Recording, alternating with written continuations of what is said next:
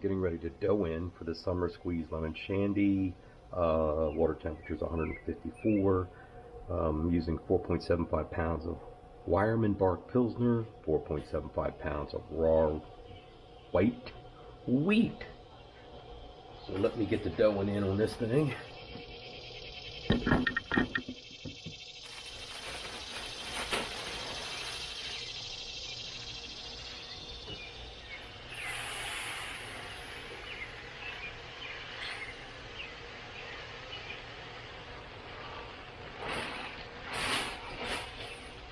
Making a mess here too, aren't I?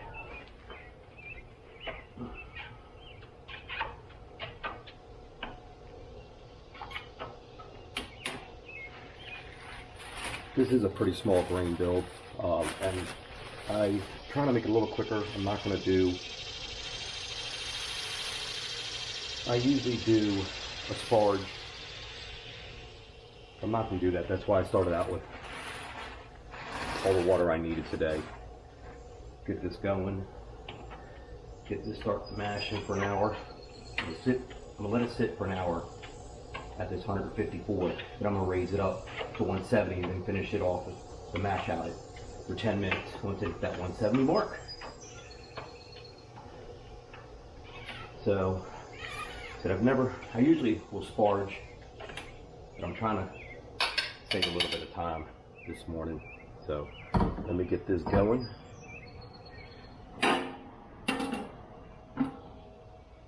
Start the pump, and we'll be mashing for the next hour.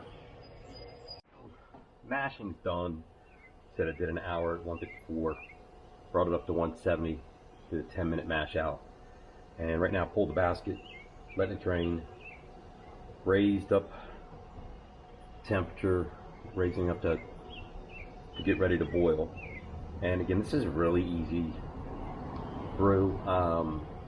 I just have one hop addition that's going to be at 60 minutes, so as soon as I get up to boil, I'll get that taken care of. Hit hot break, and so now I am going to add my only hop addition, which is 1 ounce of crystal hops.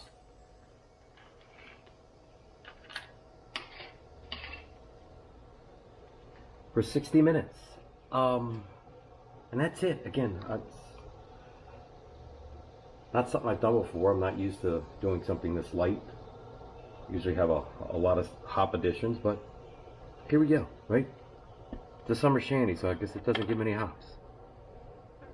Alright, on to 60-minute boil. As per usual, 10 minutes left in the boil. Add a warp lock tablet. And I am going to put in some yeast nutrient.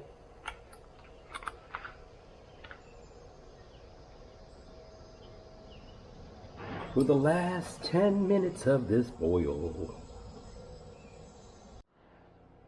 Boil's over. Start trying to get this thing cooled down now through the plate chiller before we get it up in my primary fermenter. Oh, I'm okay. I just have mixed feelings about this plate chiller. I think I still need to get something a little different. I don't know. I guess it works okay. Just I think the maintenance of it's what bothers me more than anything. Making sure it stays clean and clear. But anyway, let me run this for a little bit, and then I'll put it in the fermenter. Doing the transfer now. Trying to get out every bit I can get.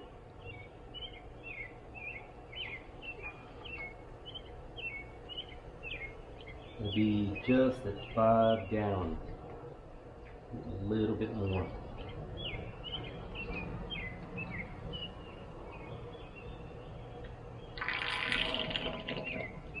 Alrighty, that's good. Let me seal this sucker up, take her inside. Get ready for my pitching the yeast. Quick act of the day is to go ahead and pitch my yeast.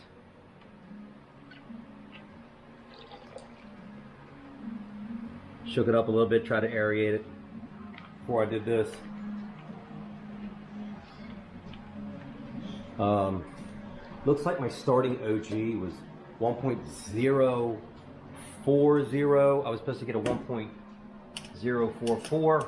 I don't know how much difference that's going to make because this is not a high alcohol beer. Again, it's a summer crushable beer, the summer Shandy.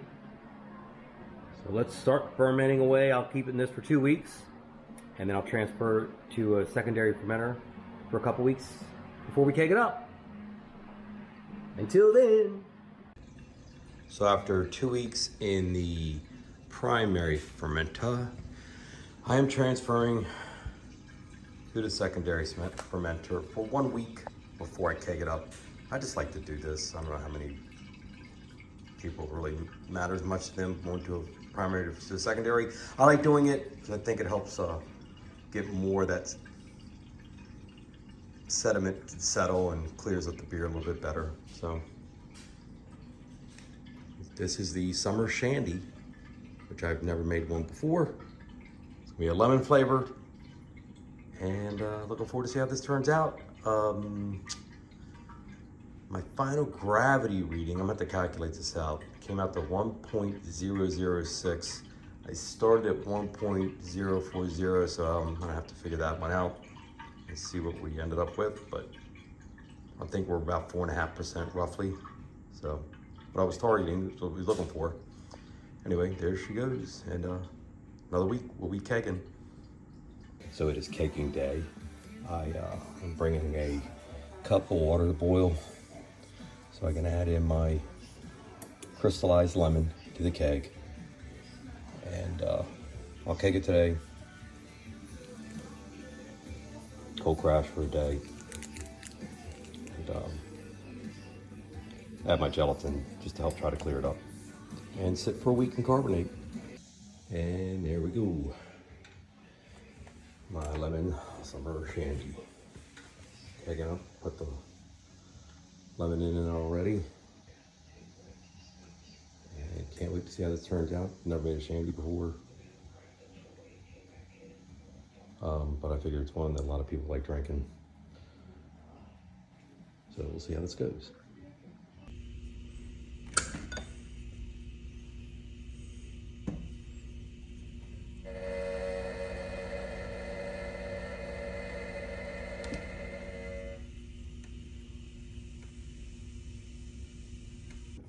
Just going to do a quick review on this lemon Shandy that I brewed. This is not something I normally drink, but I know a lot of people like it. I've never even had one till a couple months ago. But a lot of people like these lemon Shandies, especially in the summertime. So I thought I'd try to brew it. It's a very easy brew. I forgot, I think I had 2 ounces of Citra hops in it, was the most that it got. That was it. Again, I did it because it was easy brew. I wanted to try it. Most people don't like the IPAs that I make. But, I mean, I've had it. I've already tried it.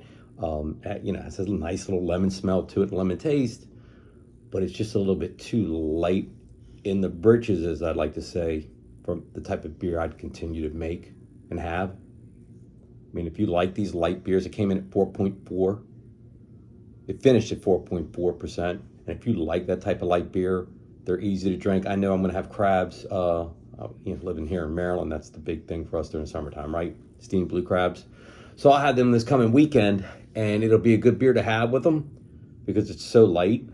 But yeah, I mean, if you like lemon Shandies, it was from Northern Brewer, again, one of their kits. You know, it's simple, light looking beer, has a nice little lemon taste to it.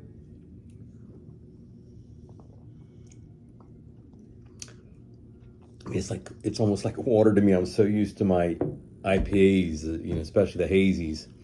I mean, I could finish this off almost probably in one swig. That's how easy it is to drink. But anyway, something different to try, something out of the norm for me. Who knows? Doubt if I'll ever really make it again unless someone would request it. But I figure I'd just do a little follow-up review on it and include it in this grain to glass video I'm making. So cheers until the next brew.